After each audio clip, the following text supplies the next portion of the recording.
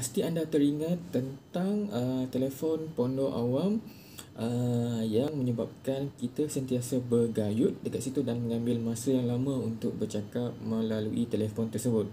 Dan tetapi telefon tersebut mempunyai hard credit, iaitu maksudnya kita memerlukan shilling untuk memasukkan ke dalam dia punya telefon. Dan paling penting cara iaitu mitos. Kita akan tekan dua button dekat situ supaya masa untuk call lebih panjang dan duit shilling tadi tak akan habis. Tetapi sebelum itu kita intro dulu.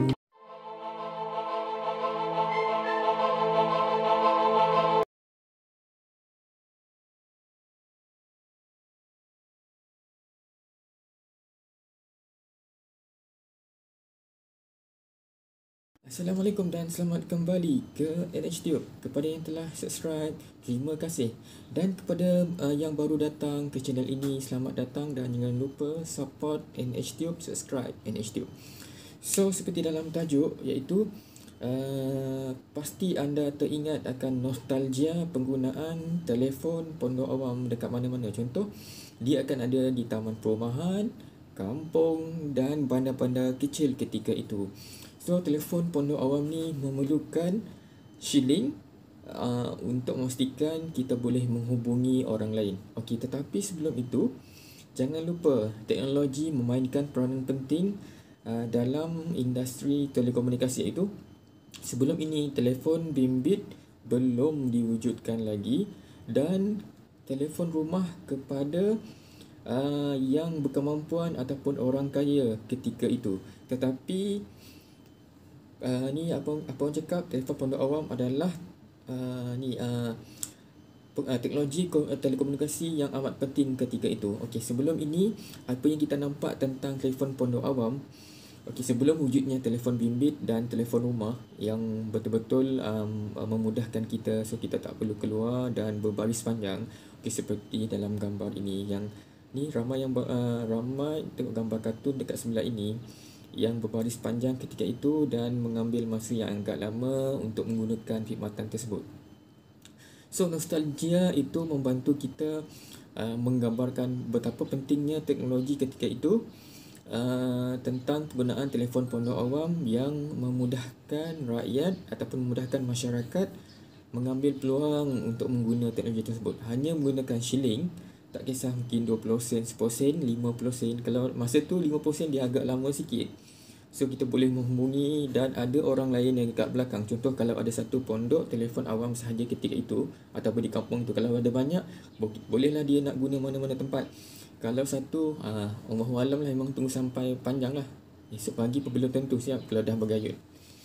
Okey, satu mitos yang saya ingin nak sampaikan ialah tentang telefon pondok awam. Biasa orang guna letakkan shilling, tetapi dia akan dengar satu amaran ataupun tanda bunyi kering-kering. Kat situ dia akan tekan dua button, iaitu mitos ataupun kita tak tahu teknologi masa tu untuk menahan kredit ataupun memanjangkan masa pembualan supaya tidak terputus dalam rangkaian tersebut lah. Maksudnya mungkin benda tu yang menjadi isu untuk menahan kredit lebih lama. Okey, dan itu juga apa yang ingin saya nak sampaikan hari ini ialah kita beruntung hari ini, iaitu kita dapat menikmati pembaharuan teknologi daripada mungkin daripada telefon ni pondok awam yang kita tak ada dekat rumah kita tetapi ada dekat kawasan rumah kita. Yang kedua, iaitu telefon rumah versi lama yang ada pusing, yang secara pusing tu dia akan patah balik. Yang tu untuk orang berkemampuan ataupun orang kaya ketika itu. Dan last sekali, zaman teknologi sekarang, semua orang telah memiliki telefon bimbit, at least satu dekat tangan. So, memudahkan kita untuk berkomunikasi dengan orang lain, apa-apa hal berkaitan emergency dan sebagainya, memang memudahkan. So, sekarang pun kita dah ada teknologi Android, satu Apple lagi, so kita boleh download apa-apa app untuk memudahkan dalam penggunaan kita dalam aktiviti seharian.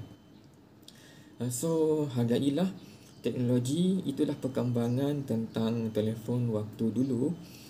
yang memberikan kita kenangan dan nostalgia sehingga ke hari ini. Okey, sampai di sini saja perkongsian saya tentang telefon pondok awam yang mengimbau kenangan dulu. Jangan lupa support NHTube, subscribe NHTube, dan kita berjumpa lagi pada next video akan datang. Saya Azri bin Burhan. Assalamualaikum.